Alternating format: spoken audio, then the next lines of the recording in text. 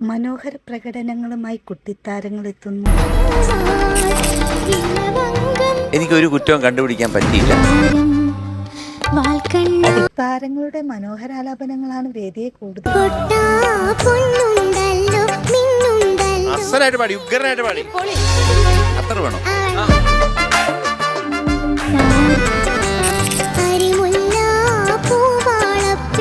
വിധികർത്താക്കളുടെ പ്രോത്സാഹനങ്ങളാണ് താരങ്ങൾക്ക് ഗാനങ്ങൾ മനോഹരമായി.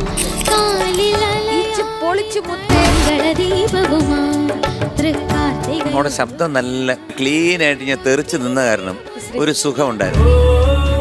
വിധികർത്താക്കളും താരങ്ങളും തമ്മിലുള്ള രസനിമിഷങ്ങളാണ് വേദിയെ കൂടുതൽ അസാധ്യമായിട്ട് പാടി, അടിപൊളിയായിട്ടുണ്ട്. ശ്രേഷ്ഠ കുട്ടിപ്പാടി ഏതെങ്കിലും പാട്ട് ഇവിടെ മോശമായിട്ടുണ്ടോ? ഇല്ല.